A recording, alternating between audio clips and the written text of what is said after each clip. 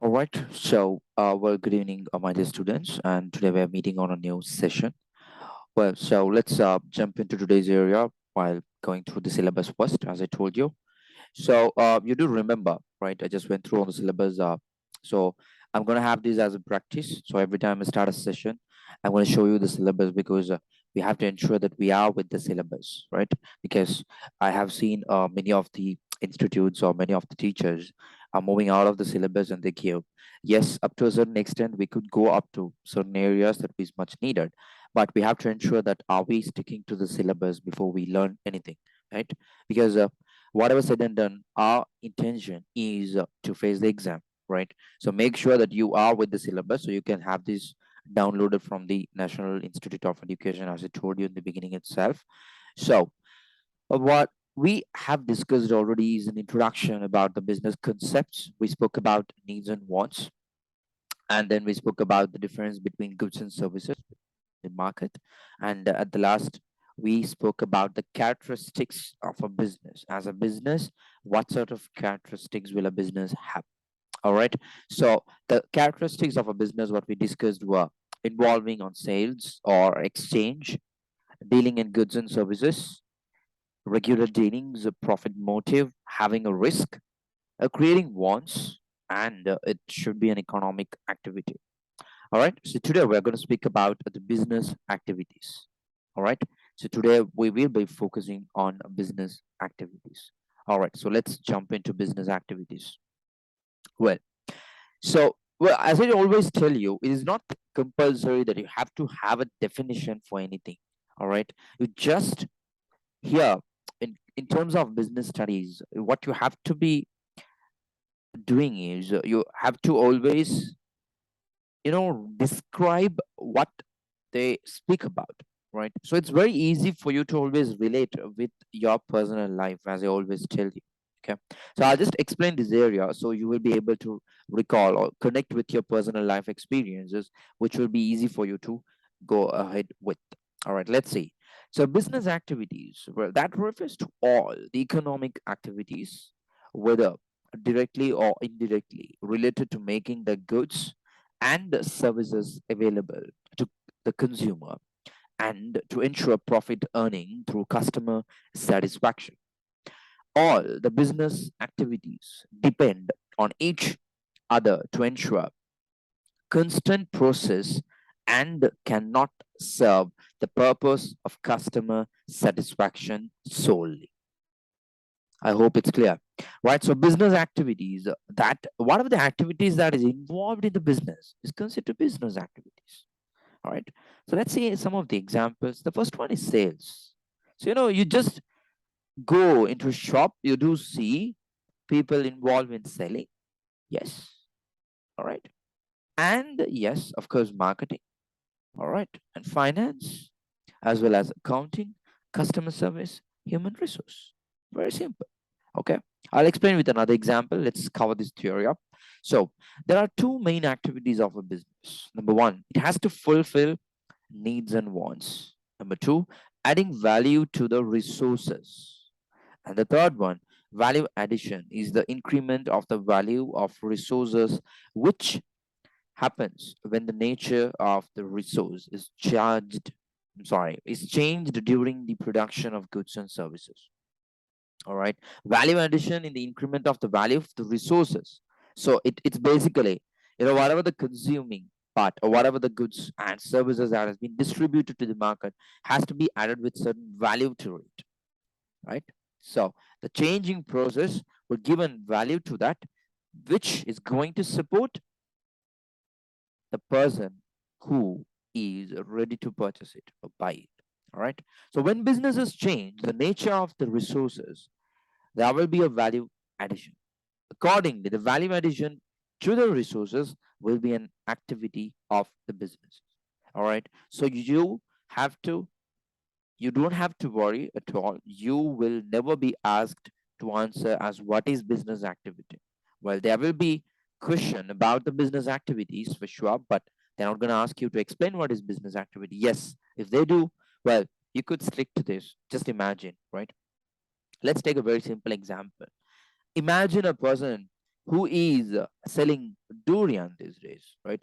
These traditional, the season, particularly these the months like July and August. Many of you would notice or witness people selling rambutan and the fruit durian, right? I'm sure I don't know the correct English name of them, but if I say durian and rambutan, many of you will easily identify. All right. So imagine a person selling durian. Well, is he selling it? Well, yes. So it's very simple. He is involved in the process of sales. Correct. So the sales team is the lifeblood of every business. The sales team reaches out to the customers to expand the customer base and secure repeat sales. Yes, as a very good example is the durian seller. He does sell it, and he ensures that he keeps up the respective customer base. And marketing, well, it's very much common. So you do see the person shouting at the public saying durian 600, 700. You have durian for 800, right? All fresh, all picked up, right? Durian, particularly durian fruit, the ones that are fallen from the tree are the ones which are more tastier. So you have to pick them, right? I mean, not plucking, you have to pick from the ground. So, see, those people will say these were picked, not plucked. So that's in marketing, all right? And what is finance? These people who sell this durian are not technically the owners of those trees, all right? Probably they will, identify these tree owners and go, say, example, there are 5 tree owners, all right? There are 5 tree owners, and they go and speak to those 5 tree owners, and they go on a contract and they say, well, we will pay you this much amount, probably like 100,000, 200,000 for a tree, and they will fix the contract between those tree owners, all right? And once the contract is done, and when the particular season comes up, they go, they pick those durians, and they are not allowed, I mean, the outsiders are not allowed to pick them. So these people bring to the market and they sell. Imagine, I told you, they are going with a contract with those durian tree owners, which is they are ready to pay them. So to do any business, it is important to invest certain amount of money, which is finance. Not only that, well, by selling this durian, you or the customers do pay those vendors, which is they are involved in finance. All right. Not only that, well, from the place they pick and to the place they bring to sell, they have to involve in transportation. Well, is it free? No, they have to find a vehicle to transport. Well, they have to pay them, which is finance. And every money that's they collect from the public or from the customers is not going to be paid immediately to those tree owners. Instead, well, they collect the money and they go, they deposit in the bank, probably on a CDM, a cash deposit machine. Well, that's finance. You understand, finance related activities are involved when you are with a business, and the accounting portion. So I told you, imagine a person who sells durian has a contract with 5 tree owners. So he has to pay each owner 100,000, which is 500,000. So he has to keep a record of how much money he is collecting on a daily basis by selling the durians, and he has to ensure that the money is paid properly to those people who supplied. So he has to involve in a process called accounting. The process of managing the money that goes in and out of your business falls on accounting. Keeping up to date the expenditure and income allows you to ascertain where and how the money is spent. All right. So I mean, there might be some people who does not know what is durian, right? Let me just show you one. So probably then you will be able to recall it. I'm not exactly on the correct English form of it. So if anyone is aware of it, yeah, I mean, I find it, but just, yeah, this is, I think it's durian in English as well, right? So this is the fruit I'm talking about. All right. I hope you can see my screen. Yeah, let me just again share the screen so to make sure that yes, this is the fruit I'm talking about, durian. All right. So this is a so it's very easy for you to relate because this is what you see on a day-to-day life. Okay. Well, you could take this to another example, any other example of any fruits, right? It's not typical to be durian. Even you could speak about banana selling person, which is common and which they sell on a daily basis, right?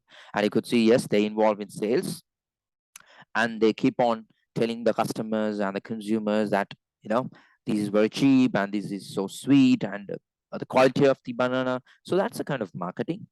And yes, of course, they have to buy and sell, or they have to pay the people who traditionally when you speak about the village context, people who has these who owns banana trees, once they cut the banana comb and they just go and give these to the vegetable or the fruits stall or the vendors, and they don't collect immediately money, probably like after like a day or 2 days they collect money. So obvious, it's finance and accounting. You have to keep a track record of all the financial transactions. And all the financial transaction, is that the only thing when it comes to accounting? No. As you are advanced level students, well, in your context you have two areas that I'm digging to. The one is financial accounting, and the second one is management accounting, right? So when you learn management accounting, you will understand what is about. But remember, when it comes to accounting, well, it's not about only the financial methods, there are non-financial methods as well. And the fifth part is customer service. It's obvious, right? See, when these people market and talk to the customers by selling durian or whatever the fruits, well, they will be very pleasant. They talk very politely with the customers and they ensure, not majority of them, one or two might try to cheat, but majority of them in Sri Lankan context are honest to their mind, right? Trust me. Because, we are a country which is, culturally very much um, affected, or and affected in the sense we are so much influenced by the culture, right? So I believe our culture, right, typically whatever the religion it is, we are people who are so so trustworthy, to be honest, right? That's the reason we have a very good recognition among the international countries, right? Yes, one or two cases I accept, but in a overall context, Sri Lankan people are so nice and they are so honest. Believe me, right? Because we it's very hard for us to do something bad to another, right? That's our culture. That's so strong we are with that culture. Because from the childhood, just imagine your childhood days, right? Or even now. See, when you make something, probably you will immediately think of the next door of sharing it. That's what we are building, right? I'll share another story along with this about the customer service or the Sri Lankan people context. You know, in earlier days, um, before Cargill's taking over the ice creams, right? I think it's Waltz. Let me just make sure. Waltz in Sri Lanka. Let's cross check whether it is coming up, but I'm a bit confused on it. But let me make sure that I'm giving you the correct information.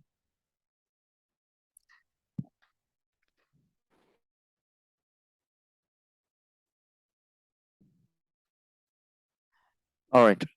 Yeah, I just found something, but let me make sure that I'm giving the right information. But well, so you could ask. I do remember when I was in my childhood, there was a story where my father used to always share about the Waltz ice cream. Like in the 2000 or before the 2000 period, where before that Cargills took over, and you do see there's Cargills with that the tuk-tuk or three-wheel setup where they do used to sell ice creams. Okay, so before that, so well, even that tone was introduced by Waltz. I remember, as my father and my ancestors say. So the point is, earlier itself, right? So I'm relating this with the customer service, right? So when the Waltz were in the market of the Sri Lankan context, there were so many instances where they came up with selling ice creams for individual consumption, right? So their focus was mainly on selling individual consumptions, right? Like if you just search on So the majority of their products are like people who could consume individually. That's what they were named for, right? Walls.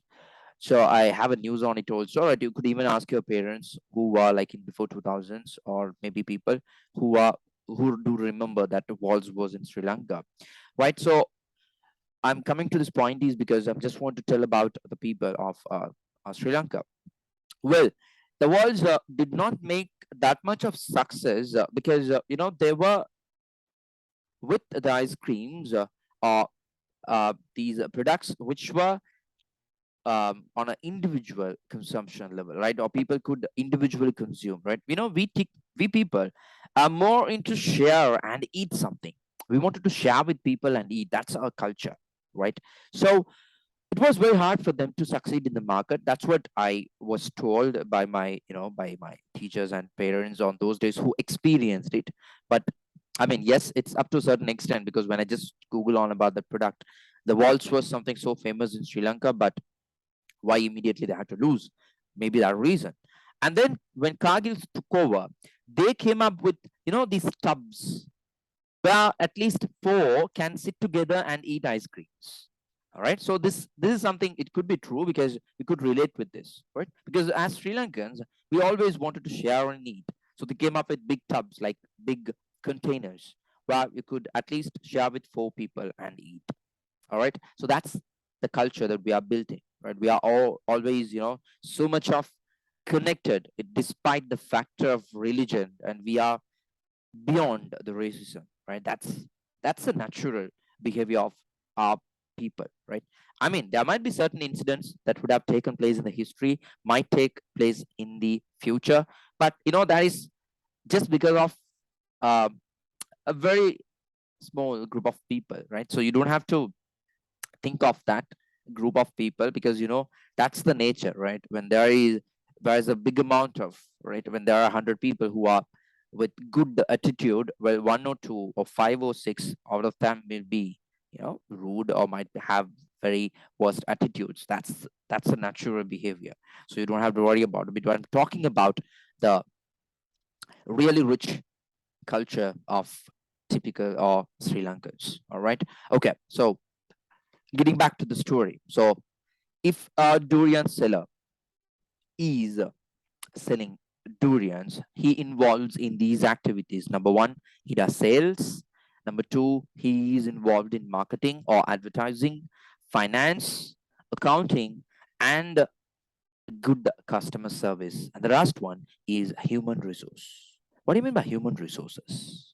Human resources means, the group of people that you handle in your business is considered to be the human resources, right? Any business or any activity that you do, you cannot think about it without proper human resource. Agree? Because it's essential, isn't it? You need a group of people or employees or team members in order to get the task done. Just imagine a person who is selling durian. Probably he might not be an individual person. He might involve members into that business, or maybe his children, right? I mean, we don't have to think in a Coca-Cola, or we don't have to think in a Maliban or CBL range. We can speak, just a day-to-day sole trader vendor. It's a very simple example, easy to understand. All right. So that's the human resource about.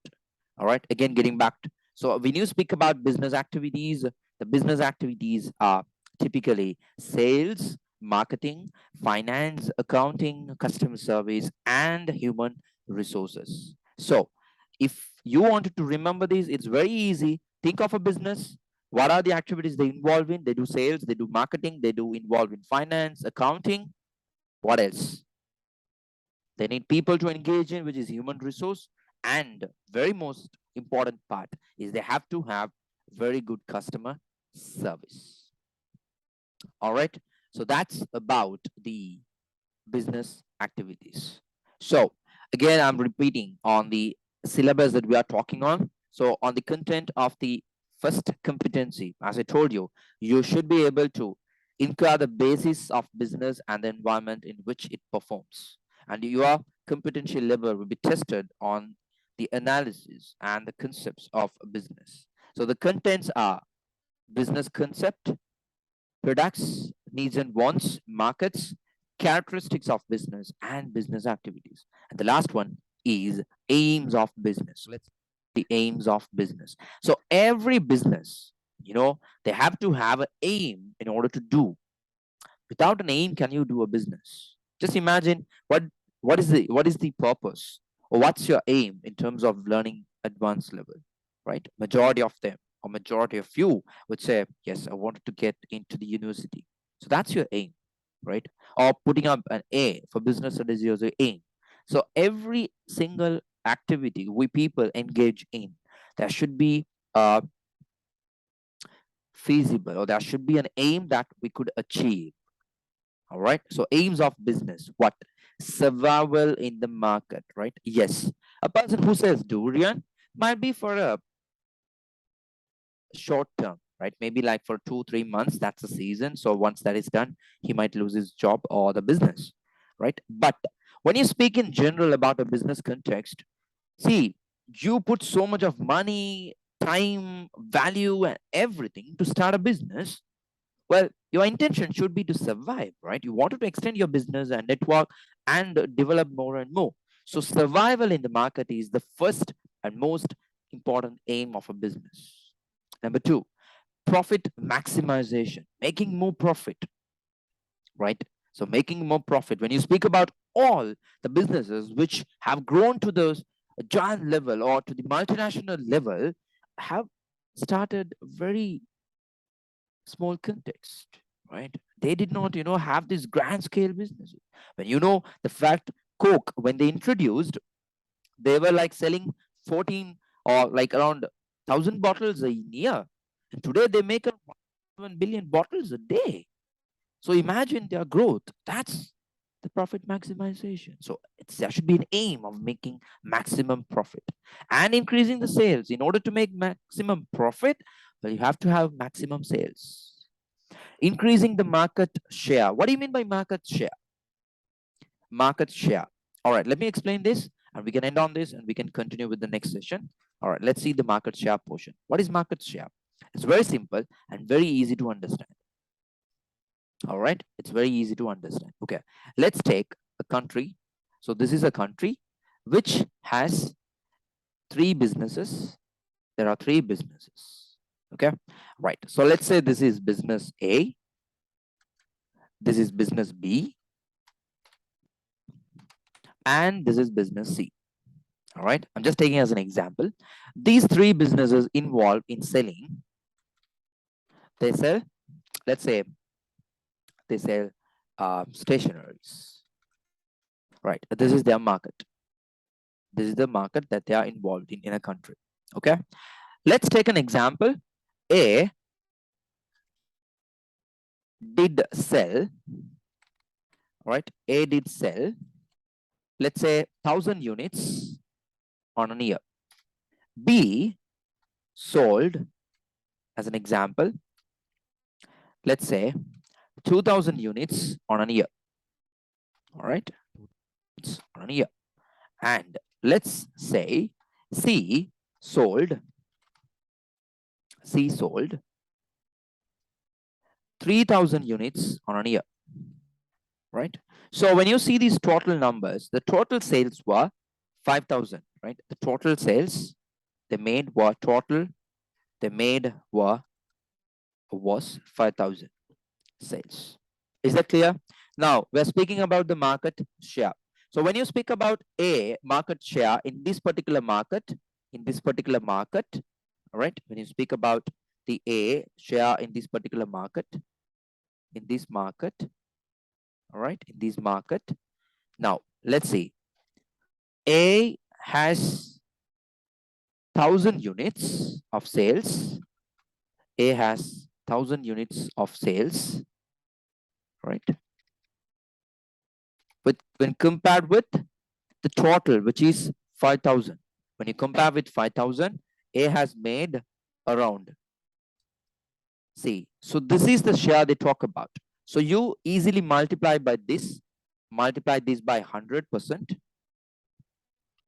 multiply this by 100%, right? So the answer is, when you deduct these and multiply by 100, it's almost 20%. It's almost 20%, right? It's 20%. So it's easy, correct? So when you compare this market, A has 20% market share in terms of selling stationaries. 20% of the market share.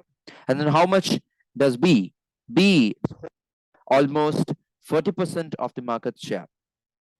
I'm sorry, that should be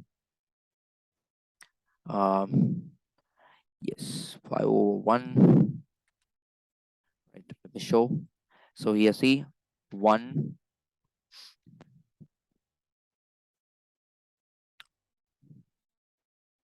well 1 you divide by 5 and multiply by 100. So this is 20%. And then B is 2 divided by 5 and multiply by 100. It's 40%. And then 3 divided by 5 multiplied by 100. It is 60%. Is that clear? So C holds 60% of the market share. They hold 60% of the market share. This one 40% of the market share. Oh, is it exceeding the amount? I'm sorry, just a moment. We make sure that I'm giving the correct amount. All right, here we go. So 1000 divided by 5000 and multiply by 100, which is 20%. 2000 divided by 5000 and multiply by 100%, which is 20 and 60. All right, 60. And then 3000 divided by 5000 multiplied by 100, which is 60, right? 60.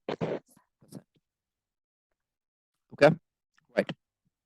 So that's about the market share, right? That's about the market share.